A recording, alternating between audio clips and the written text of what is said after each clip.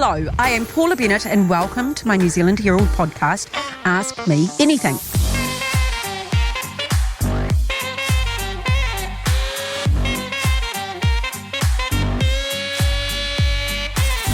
Now, one thing I've learnt in life, as you all know, is it's never too late to learn something new. So on this podcast, I talk to people from all walks of life to hear about how they got to where they are and get some advice and guidance on some of life's biggest questions. God, he looks ready.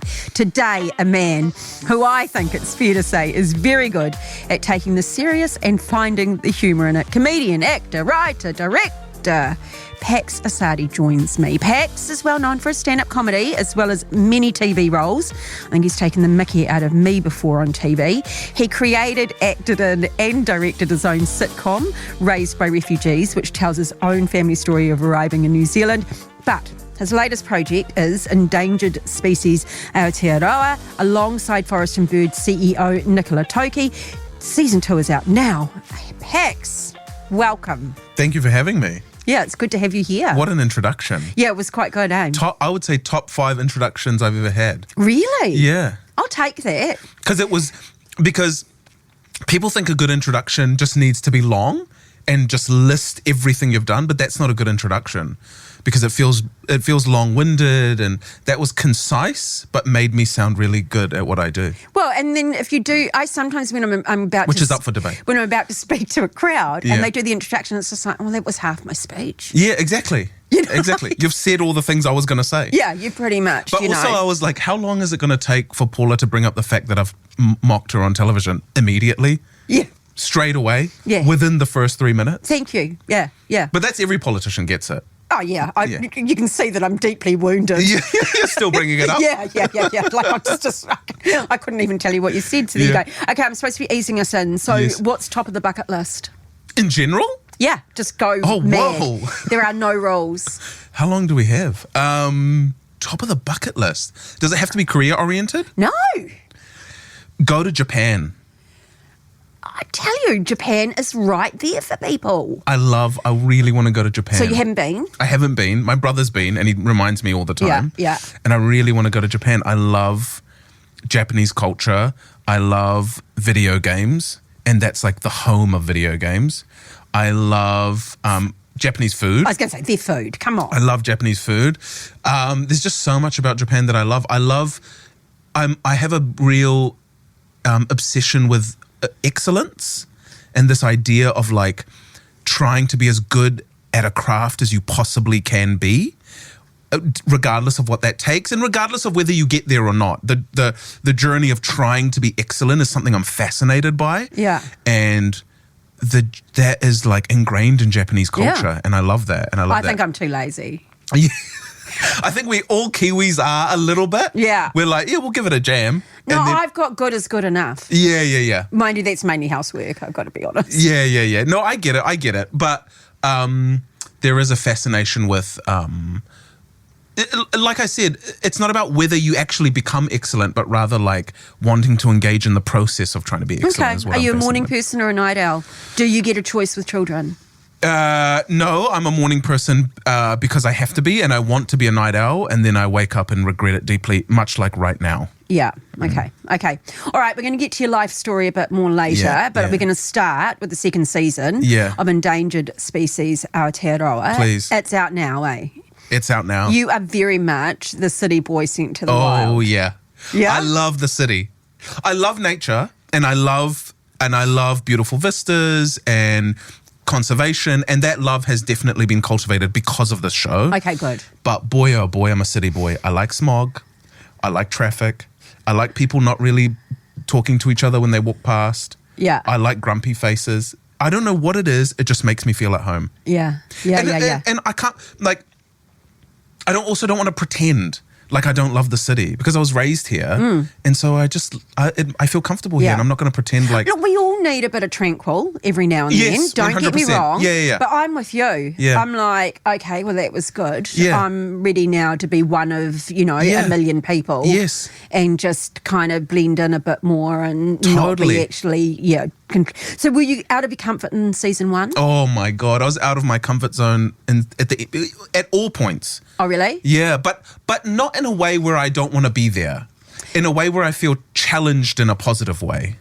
Were you allowed to use a lot of mosquito spray? I don't need mosquito spray.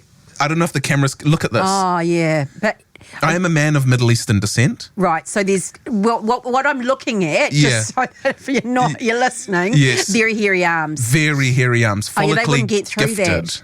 No, it's like Guantanamo Bay for mosquitoes. They get in here. It's the Amazon rainforest, especially when it's humid. Poof, they get in here and they never come out. I just asked because I get bitten. I'm like, Yeah, my yeah. husband says they fly over him. My wife's to get exactly to me, the same. Right? Yeah. So, but I went on a nature thing, Yes. and I wasn't allowed to wear mosquito spray. Oh, right. Yes, because it yes. affected the wildlife. 100%. That's Yeah. why I asked that. Really There are situations where we're asked not to, in conservation areas, but I don't have that issue. Okay, if anyone is going to get someone absolutely excited about wildlife, it's Yeah. got to be your co-host, Oh, Nicola. man. Oh my goodness. Yeah, it's in her blood. Like, she's just so passionate about conservation and nature and not just nature in general, but its importance and its place in immediate, like, kind of scientific society and wider society. Like, why it's so important and why it needs to be protected and all that stuff. Yeah. She's so passionate, and she is the perfect co-host for someone who is a city boy. Yeah. So what was your knowledge like? She's so annoying sometimes, though. Is she? Well, yeah, is she? Yeah, stop. Just because she knows. so She much. knows everything, and she's so smart. And like, I hate saying this because if she hears this, she's gonna be so excited that I said that she's so smart, but she is so smart. So what was your knowledge like before you started season 1? Close to zero. Yeah, and what's it like now? Pretty good. I can hear a bird call and know what it is, and like I know a lot of like. I can identify a lot of flora and fauna now, just off like sight and sound. Yeah. I understand much more of the ecosystem than I ever did before. Yeah. Yeah. It's pretty good. It's quite cool, eh? Yeah. What's the best creature you've come across? Do I say creature? Does it cover that's fine. everything? Does it cover birds? Yeah, that's actually a okay. great term. Good, all right. Because it covers so much. Yeah. The best creature. Can I say awkward dock workers? No, I'm kidding. They are the way. All they care about is, anyway, they love nature, and so do I. Anyway, they wouldn't be the best creature you've come across. Oh, Would it's they? already been in episode 1. Yeah, what? You can go and watch it now. Okay. If you're listening to this, you can go watch it now on TVNZ Plus. The oceanic manta ray. Oh, yeah. It's just in the Hauraki Gulf. It's crazy, right? It's just there. It's just 35 minutes from Auckland CBD. Yeah. And it's huge. Yeah. 5, 6, sometimes 7 meter wingspan. Just cruising. Yeah, they're magnificent. It's incredible. Eh? It's incredible. Yeah. Yeah. Go watch the first episode. It's in that episode. Yeah. It's jaw dropping. And are you comfortable getting in the water No. with... No. No. No. I hate the ocean. Really? Am I allowed to say that? You're allowed to say whatever you like. The ocean is the worst. Out of all the biomes, I like me and Nicola have spoken about this on set. Like, she's asked me if I had to rank the biomes, how would they rank? So I've said this to her. I consistently say ocean last. Yeah. It's scary. We're not meant to be in it because we're not designed to be in it. When you're on a boat, the scariness doesn't go away because you're rocking and you can see the waves, and all the creatures, not all, but most of the creatures could just kill you if they wanted to. They normally don't want to, but if they wanted to, they could in an instant. It's not where we're meant to be, and I don't like it there. We are the complete opposite on that one. Oh, you love the ocean? Love it. Okay. Like, I'm Fair. just thinking, I admire your view. Yeah. 'Cause that's your view and you perfectly. But I just think exactly the opposite. Sure. Mind you, I mean, I was swimming with sharks unintentionally over summer because there was so many around and that sort of thing. And what kind of shark? I don't know. I couldn't really see them well enough. Toothy one. And my husband was like, I just can't believe you're getting in the water. Like, there's been shark attacks. I was like, there's kids in the water. Are they going to go for a leathery old grandmother or are they going to go for someone juicy? Yeah. Don't worry about juicy? it. I don't know. This is a weird chat. This is a really weird chat. I might cut this out. I'm looking at the producer going, hey, should we cut this out? Let's cut this out. No, she's shaking her head. She's shaking her head. She'll love it. Okay, favourite place so far for the show? I really loved Kaikoura. Oh, yes. That feels like because there's so many beautiful places in New Zealand with incredible vistas, and Kaikoura is not quite one of them because there are other places in New Zealand that are atypically more beautiful, right? But there's just something about Kaikoura where I don't know, it's a tight-knit community and everyone's there to see the marine life, even though I hate the ocean. Everyone's there to see the marine life and there's just a buzz in Kaikoura, especially with the tourists and stuff. Yeah. I just had such a good time there. And you stand on that beach and if on the right day, you've got the ocean, you've got the blue sky and you've got Snow Mountains. Yes. That is. Yeah, and it's incredible. It's incredible. Yeah, that. And then the food is, the Kaimawana is just... Oh, yeah. Some of the food, the food was incredible. But there's just something about Kaikoura that's really quaint and lovely and exciting. Yeah, I agree. People are there they're so pumped to be there to see the marine life and all that kind of stuff. Yeah, so I spent quite a bit of time there after the earthquakes and the damage and that sort of thing. And then I said to a group of friends, I said, we all need to go and spend some money there. Yeah, you know what I mean? Like they're just starting back and trying to get tourists. Yeah. We had we still talk about it, the best weekend. Of our lives. It was just amazing. Yeah, it is a fun place. Yeah, we went skeet shooting, we went diving, we went fishing, we just... Super underrated. Yeah. I reckon if you're thinking of a place to visit in New Zealand, give Kaikoura a shot. Yeah. Yeah. No, I'm 100% there. And you get to drive some of that new highway. You can go a bit further Beautiful up. highway. Yeah. Great job on people who made the highway. Okay, so, I mean, I'm glad we've agreed on... Because we had a dip on the ocean thing. We did. And now Kaikoura has united us. Yeah. Because it's on the ocean. Yeah. Which seems incredibly ironic from my perspective. From your perspective, anyway.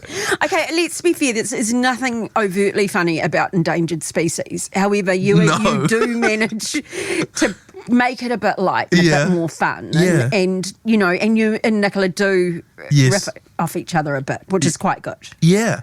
I think Nicola is probably the best biologist to go out into nature with me because I struggle. I don't know if you know this. You probably do because you've probably interacted with your fair share of comedians. But we struggle to be earnest. And we're comedians because we're covering up things that we haven't dealt with in the past. That's why we become comedians, because we want to make a room full of strangers laugh and make ourselves feel good. It's a drug in a way. And so we struggle with being earnest, and that's why we make jokes about everything, because we don't want to face reality a lot of times. But on the flip side of that, comedy does have the ability to be the easiest way to swallow a hard pill. Yeah. And with that, the concept of endangered species and comedy actually becomes a really good pairing. Done with a level of tact and a level of class and not knowing where the line is and that kind of stuff. But if that is applied, comedy and the idea of endangered species and this bleak concept can actually go together really well. Yeah. And Nicola's the perfect biologist because she's up for it. Yeah. She doesn't take herself or her job too seriously, even though it's all she talks about. Yeah. And you can have some of those more difficult conversations with comedy. I mean, we're going to talk about, raised by refugees and that in the sort of second half. Yeah. But, for some of us, it's almost too uncomfortable to have some of the really harder, deeper conversations. Yeah. And so the use of comedy can actually lighten a moment, and you need a bit of all of it, right? Some of the best movies we watch can have an absolute meaning to them, but they also give us a little bit of relief every now and then. Otherwise, it's too heavy. Comedy is real. It's really real. It's like the way in which, especially for Kiwis, but I think this applies to cultures all over the world. We laugh at things so that we don't cry at them, and that's part of New Zealand culture, and like I said, part of cultures all over the world. It's what we do, and I think this is getting a little bit like, it might sound a little bit high and mighty, but I think comedy in a way is spiritual. when I say the word spiritual, I mean something that is a uniting force. You know, and there's many things that are spiritual in the world, but if you consider something spiritual to be a uniting force, then comedy is like absolutely in that kind of sphere, you know? But so many comedians would say they went into it because of being bullied 100%. and attention 100%. and all the rest of it and just not getting it. Yeah? Yeah. So many. Yeah. Yeah, comedy can start out as like a lifeline for a lot of people, and there are many people who don't really give a lot of attention to comedy's role as something that contributes to the forward movement or the betterment of society, and that's okay. Yeah. Like, you don't have to be a comedian that has this righteous purpose, but that doesn't change the fact that comedy still has that potential. You know what I mean? Yeah. Yeah. And I read that you said you need comedy for your sanity. Oh yeah. Yeah? 100%. What do you mean by that? Sometimes my wife, before lockdown happened, like the years of us being married, she would say like, it seems as though comedy's like cocaine to you. Like sometimes you say to me, I need to go to the comedy club, babe, and I need to go do stand-up. And she's like, that sounds like what a drug addict would say. And I'd be like, no, surely not. Like, it's fine. No, it's just something I like to do. Like someone playing golf or like whatever. And she was like, it feels a bit different. And I was like, whatever. I denied it. And then lockdown happened. And I was a drug addict. Yeah, I was you were like, bonkers. I was bonkers. I was like having withdrawals and getting grumpy at people and stuff like that. So like the endorphin hit definitely is something that like comedians, whether we like to admit it or not, becomes a part of your life. You know, when a room full of strangers, you say a joke and then boom, they laugh and that endorphin hit happens. It definitely becomes something that keeps you sane. But then on a more deeper level than that, man, I just need to laugh at things. I can't like watch this world that we live in that's sometimes so divisive, and sometimes, you know, you observe the world and people are always constantly at each other's throats, and that's a whole nother topic that we don't really need to get into too much, but we all know what I mean. Yeah. And I just need to laugh. Yeah, good on you. I can't take it too seriously or else it's too much. Is having a family changed you? Is it different? Do you get it balance in life? I mean, how old are the children? My girls are 10 and 8. Yeah. 2 girls. Absolutely. I think something that it's taught me that has taken me a while to really like grasp, but something that it's taught me is that I do comedy. I'm not a comedian. Okay. Because when you first start comedy, it's all absorbing. It becomes your entire identity. So it's like Robin Williams a comedian? Yes. And then someone like Seinfeld does comedy? No. So what I mean is, it's more conceptual. So what I mean is, like, when you start comedy, you define yourself as a comedian, not a person. Yeah, okay. Because it's so all-consuming and you become obsessed with it, and that's all you want to do, and you want to do every single gig. And because there are so few comedians in the world, you almost adopt this personality of like, oh, I'm part of this I'm part of this small group of people around the world, and that it starts to completely define you. And I think having a family, the way it's grounded me is it's made me realize, oh, no, Pax, you're not a comedian and that's it. You're a father, you're a husband, you're a human, you're a friend. You're multiple things. Comedy is one thing you do. But I think without a family, it's really easy to just be completely absorbed by this idea that I am a comedian, and it completely defines everything you do. Because you'd be writing it in your head all the time. Constantly.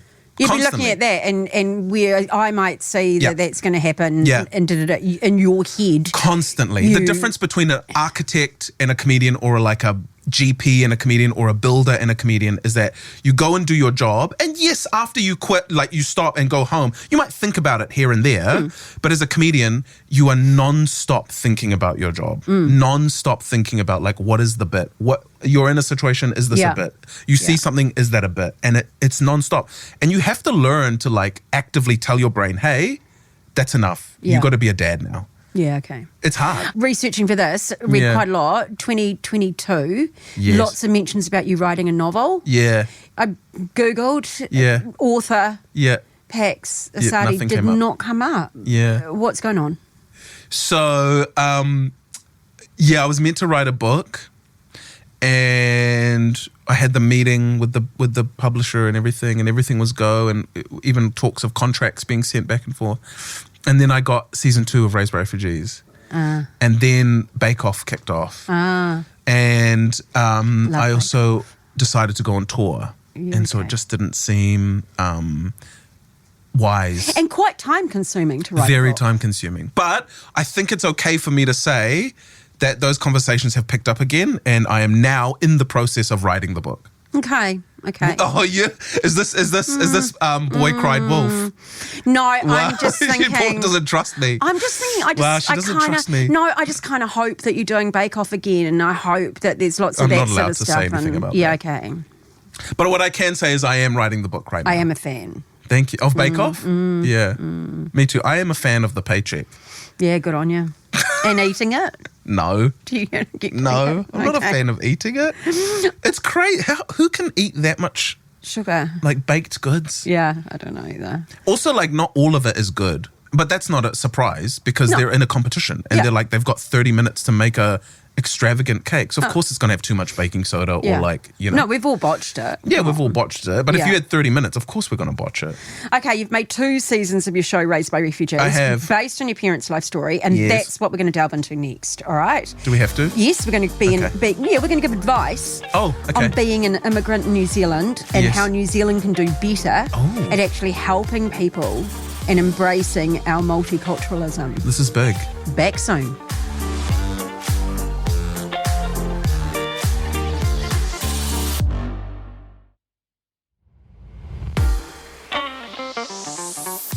Welcome back to Ask Me Anything. My guest is Pax Assadi. Now, Pax, you are a first-generation immigrant to New Zealand. Mm-hmm. Yeah. You've had... What does first generation mean?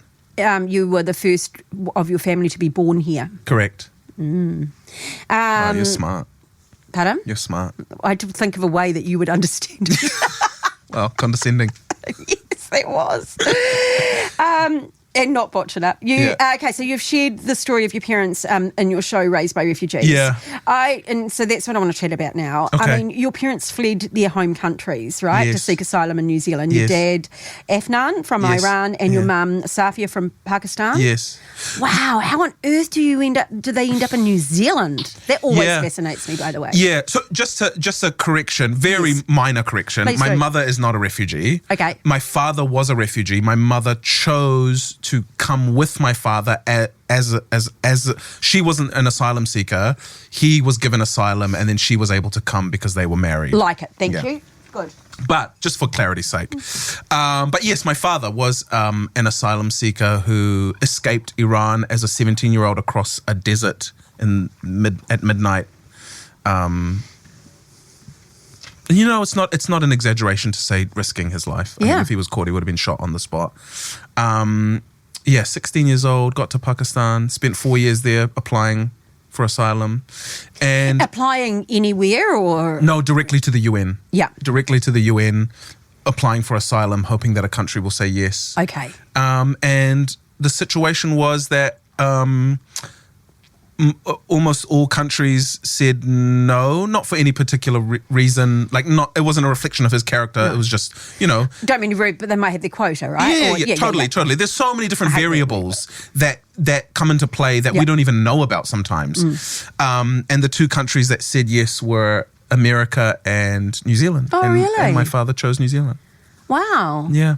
He chose New Zealand not on any real basis. He actually didn't know anything about New Zealand. He thought he was coming to a country where it was like thatched roofs and he thought he was coming to Jurassic Park. Yeah. He didn't realize he was coming to a modernized kind of progressive place. Wow. And so when he got here, he was oh, okay, this is cool. This is all right. Yeah. So he met your mother in Pakistan. In Pakistan, yes. And so, as you say, she chose to come with him. Yes. So they arrived with, what, $207? Yeah. Is that cash? Was there support in place? Well, yes and no. So my father and I am as well a member of the Baha'i faith, and that's why he had to escape Iran, because the Baha'i faith was and still is unfortunately heavily persecuted in Iran. Yeah. So still people are put in prison for no reason in Iran. And I mean, that's a whole nother huge topic that we could get into, but probably don't have the time. But so when he did come to New Zealand, there were already members of the Baha'i faith who lived in New Zealand, non-Iranian, like, Kiwis and other ethnicities who were members of the Baha'i faith. So they provided support because they knew there's this influx of Baha'i Iranians coming to New Zealand. So that was there. My father lived with a Baha'i couple, a Persian woman and a Kiwi guy she had come to New Zealand a long time ago and married this Kiwi guy. Great. Bruce, good man, great man. Yeah. And he lived with them for a couple of years in Whangarei, tried to, get on his feet. So there was support. I did read that your dad, and you sort of did touch on it in the program as well, like he felt that he had to prove himself. Yeah? Yeah, and that's quite common, I think, for those that are taking such big risks coming so far. Yeah. And it is a kind of a give back, do you think? Well, there is a fear, like, especially when you're a refugee, if you're an economic migrant, it's a little bit different because you're coming to a country already prepped to contribute to the economy. Mm-hmm. But if you're coming as a refugee, there is this anxiety that you don't want to feel, or you don't want to be perceived, and you don't want to feel like a leech. Yeah. You want to go, okay, I'm here because if I stayed in my country, there was a chance that I'd be imprisoned or killed. Mm-hmm. So I needed to find a place where I could live freely. My father, unfortunately, when the revolution happened in Iran, because he was a Baha'i, was no longer allowed to get a job or go to university. Wow. So he comes to New Zealand and goes, okay, I'm here. I can do what I want to do. But there is that pressure of going like, I don't want to be the guy who comes here and then just leeches off. I want to make something of myself. I want to do something. I want to create something. Being given a second lease on life and so I don't think I've seen. It's a great example. I agree. My father was such a beacon of like hard work for me. Like growing up, 2 to 3 jobs, then university, got a degree, started a business. Wow. My dad has worked 7 days a week till about 3 years ago is when he stopped. So how did they adapt in that early time? I say they did have a bit of support. They had a bit of support. Their faith. They had a bit of support through the faith and through other, Iranians that they met that became friends of theirs and stuff. And then eventually my father was able to get his brother. So my uncle who now lives in Wellington, he's a lecturer in Wellington now. And his parents, so my grandparents were able to be brought over as well. Eventually, slowly they were able to come. So he had some family support as well. But adapting was, it is what it is. It was hard, particularly for my mother. Do you think it's easier now? I want to say yes, because of things like the internet. The ability to find your community is easier. I think diversity in New Zealand has become more of a norm. I think. That's true. I mean, we don't. I wouldn't say everyone, and there are examples of certainly of your family, being discriminated against. But I don't know. Most of us just don't even blink anymore, do we? Yeah, and I mean, there are some people that hold like, I don't know. There are some people that hold anti-migrant sentiment, but I think that's few and far between now. Mm-hmm. I think in the late 80s it would have been a different environment. I mean, an Iranian man is quite exotic and weird, and you don't really. Some people don't even know what Iran is. I mean, most people would because it was in the news with the revolution and stuff like that. But it would have been a lot harder, I think. And I think especially for my mother, it was particularly difficult for my mother. Why? Because she was having children. She had children in 91, but yes, children made it difficult. But my mother was a registered nurse in Pakistan. She went to university. She was educated. She had a good job. She was a respected nurse. And she was also a surgery, I'm not sure what you call it, but the nurse that's in with the surgeon. Yeah. Like she had done extra study to get to that step.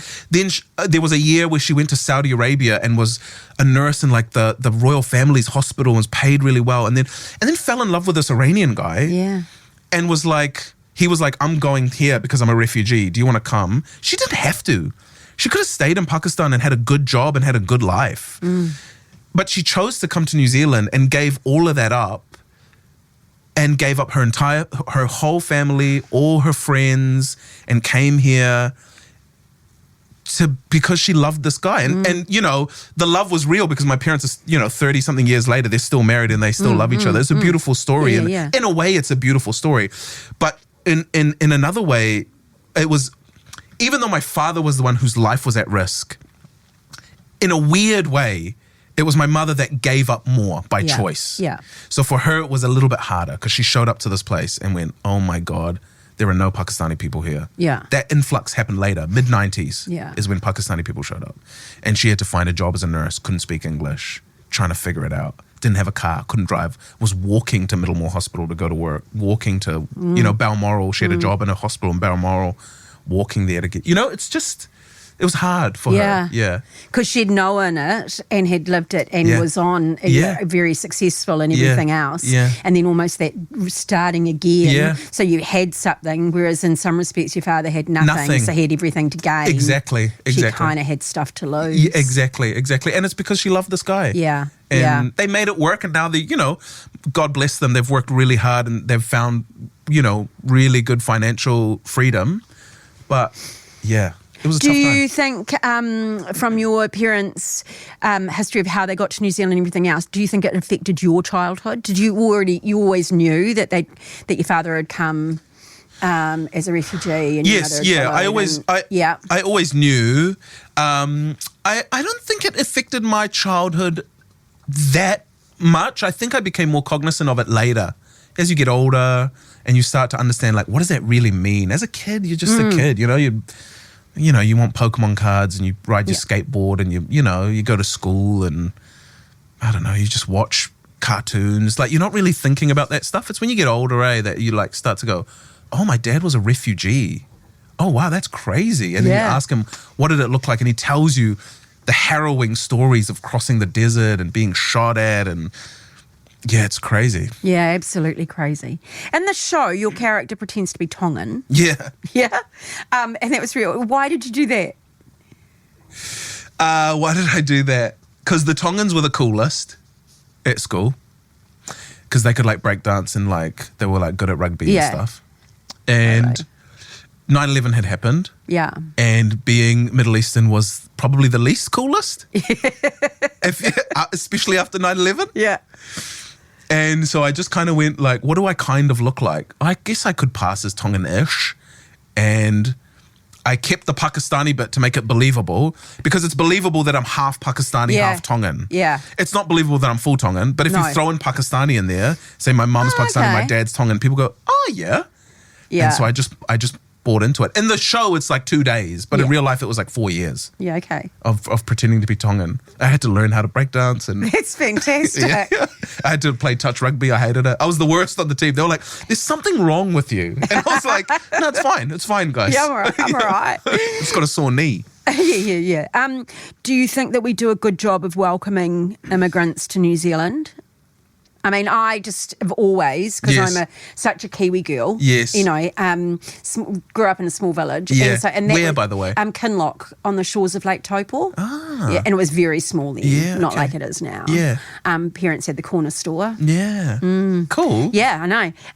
In that context, though, I've just always, because it's so out of my realm, I've always had a deep interest and admiration for people that give up everything to come to this little island with thatched roofs. Yeah. And running around half naked, but that's kind of the perception, right? Yes. And particularly 30 years the ago. half naked thing was kind of true. My mother seeing women in bikinis and stuff was whoa, this is crazy. That's a lot. Yeah, it was a lot. But anyway. But so do we do a good job of welcoming people here, though? Do you think that we are getting better at embracing our multiculturalism? Yeah.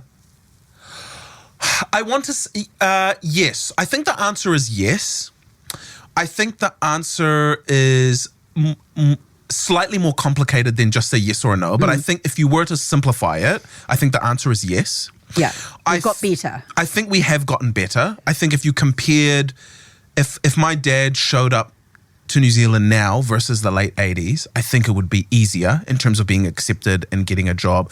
I don't think my dad legally has changed his name. So he has a white middle name, an Anglo-Saxon middle name. And he gave himself that middle name so that he could use it to get jobs. I don't think he would have to do that now. Maybe he would, but the necessity would be much lower now than versus the late 80s, because a name like Afnan is much more confusing and intimidating than it is in 2025. Yeah. So yes, I think we have gotten better at welcoming different ethnicities to New Zealand. Fortunately, I think we've broadened our whole horizons since the 80s. 100%. I think that's... I don't whether even it's think... immigrants, whether it's our... Absolutely. Our rainbow community, whether it's, whether, thank goodness, by the way. And I don't even think that's a question. No. But one thing that I do think is that there is an element of like... It's one thing to be accepting of, and it's another thing to completely celebrate. And I think New Zealand is getting quite good at that as well. And I think that's something to bring up as well, is that like, I think in like, say, the 90s and 2000s, I think as a society we were learning to accept. Yeah. And now we're moving into a space where it's like, okay, acceptance is one level, but like, what does it mean to celebrate that diversity and go, actually, that diversity is this country's strength. Yeah. You know what I mean? That's like the next level. And I don't think we're fully there as a country, but I think we're going in that direction where it's like diversity is not something we just have to accept. Rather, it's the thing that makes this country strong. I was going to say, it could be our superpower. Exactly. You Yes. know, like really. Yeah. You know, like it could be the backbone of what gives us something that's unique, that gives us a culture that is hard at working. Yeah. And diverse perspectives contributing to one kind of society. Yeah, it is a superpower in a way, yeah. Look, there's no way we can say that it's stopped altogether because it really hasn't. No. But, I mean, you give an example of your dad being yelled at in a shop and called a terrorist, and I would like to think that if that sort of thing happened now, which it still might, by the way, let's be really honest, but someone else might call it out. Yes. It was more likely to go, that's just completely inappropriate. Do you think we're getting better at things like that? I think what's happening, like this is quite a big topic and we probably don't have time to go fully into it. But one thing that I have noticed is I think what I would encourage people to do is and I think this is like a broad statement, and it's also not like a revolutionary statement. It is somewhat obvious. But what I would encourage people to do, and it's something I'm trying to do, I'm not saying I'm perfect at it, is get off social media. Yeah. And actually just go interact with people and actually just go speak with people and actually build bonds of friendship, real bonds of friendship, and understand one another. I think that's the healthiest thing to do. I think most people want to do that. But I think social media is probably the most dangerous place to sit in and gain all your information from for this issue. Yeah. Because as we all know, again, this is not new information, but social media pushes you into your echo chamber. And if you just so happen to stumble across things that are, for lack of a better term, anti-migrant or anti-diversity, then you fall into that rabbit hole.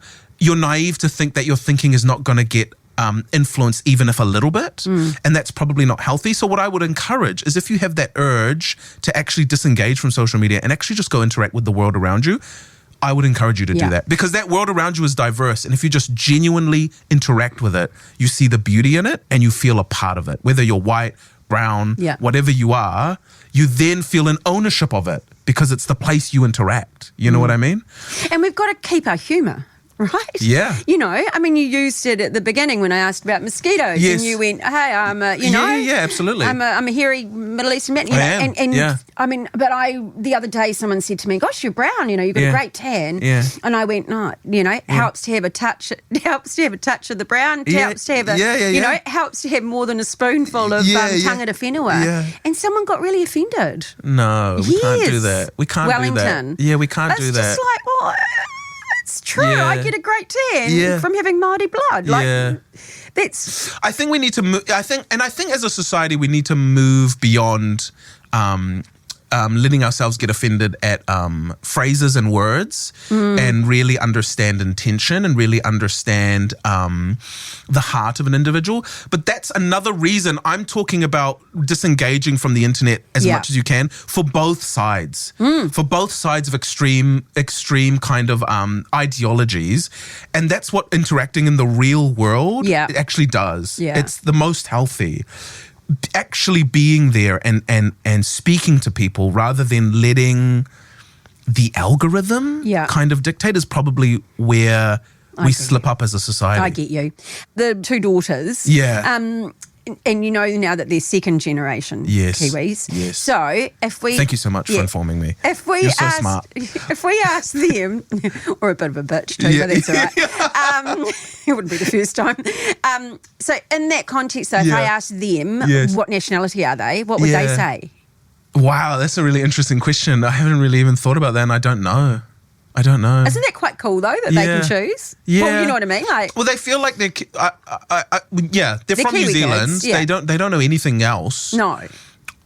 They know that they're Persian because of their grandparents. Because of my father, he speaks Farsi. My wife, I've married a Persian woman who speaks almost fluent Farsi. Yeah. But you know, is Canadian who grew up in Vanuatu. So she's never been to Iran. Yeah. But so yeah, I don't know. My kids, they would just say I'm from New Zealand, but with Persian and a little bit of Pakistani heritage. But yeah, they know nothing else other than we're from New Zealand. Yeah, that's all they know, really. Yeah. With my parents being my father being a refugee and my mother being a migrant and all of that stuff, it was one generation removed. Yeah. So it was so part of my psyche, growing up, it was traditional Persian music, traditional Pakistani music. Like, so, and the food that I ate was almost always either Pakistani or Persian food. So like that culture was one generation removed. It was so present. It is present in my kids' life, but yeah, as we become more and more ingrained into Kiwi culture, meaning the generations get deeper and deeper, it's inevitable that you just go like, I'm from here. Yeah, good. Okay, to end our advice segment, I'd like to know what is the best advice you think you've been given and by who? I think the best advice I've been given is from my mother. And I think, the best advice is from my mother. And she told me, just try your best. Yeah. And it's really simple and it's really not complicated. And it's just on the nose, but it's on the nose for a reason. And she just said, no matter what you do, just try your best. And I think it comes from her own experience of coming to New Zealand and finding it really hard. And all she could do was try her best. Yeah, and I really like that. Got hired as a nurse. And I said, Mum, I want to be a comedian. And she cried for a bit and got really upset because I wasn't going to be a doctor or an engineer or an accountant. But was like, okay, just try your best. Yeah. And that was it.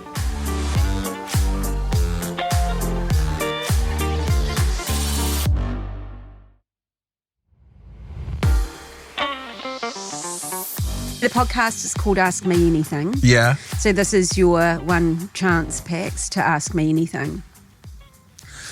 How many episodes have you done? We're on about season 6, I think, at the moment. Season 7. So a bunch. Yeah. So you've been asked a lot of questions. Yeah. Oh, because I want to ask you something that you haven't been asked before. Yeah. So don't ask about politics. Oh. Okay, can I ask you a question and then you tell me I've been asked that or something around that and I can redo? Yes. Okay, my question was, do you regret getting into politics? Oh, I haven't been asked that. Okay, that's my question. Do you regret it? You don't regret it? No, not at all. Not at all. I'm really pleased to be out. I have no desire to go back. Yes. But that doesn't mean I regret having been there. I loved it and it was an absolute privilege. Okay. Like not many people get to be, with all respect, the Deputy Prime Minister of New Zealand. True. That's That's true. So actually... And I asked that because being a politician seems like such a whirlwind all the time. Yeah, it is. It's exhausting. And I was so underestimated, which I think gave me, I think it ended up being my superpower. Yes. Because, everyone just thought I would fail. Yeah. I went in with, probably about 50 other new MPs. Yeah. Most of them thought they were smarter. Most of them thought they were. I worked harder. And at the end of the day, I was more successful in my career than any of them. Mm-hmm. So in that respect, I'm really proud of having been there and done my bit. That's great. And that's kind of why I've gone back into Farmac, because I just realised I still had a sense of public service in me. And I do see it as public service. Can I ask you one more question? Have you ever had traditional Persian food? I don't think so, no. Okay. You can rectify that. I can't specifically. Okay. My grandmother could. Okay. Right. Go to Rumi in Parnell. Really? Yeah. Okay. Rumi restaurant in Parnell. Okay, I will. Yeah. And don't order just like the typical kebab. You'll see kebab. Don't order the kebab. Even though it's very good and it's delicious, but it's more atypical. Find the stew section. And I recommend just blind order one of the stews. Okay. And it'll come with a stew and a rice and a salad, and it'll blow your mind. I love that. Okay, I like that. Pax, so great to chat. Thanks for coming in. Thank you for having me. Okay, we're going to find Endangered Species Aotearoa Mondays at 7:30 on TVNZ. Or, of course, we can just go and look at season 1 TVNZ as Plus. well, TVNZ Plus. So go for that. And that's another episode of Ask Me Anything. If you've enjoyed this episode, please follow Ask Me Anything on iHeartRadio or wherever you get your podcasts. Make sure you check out some of our past guests while you're there. I'll be back next Sunday with another fabulous guest. I'm Paula Bennett. Ask Me Anything. Goodbye.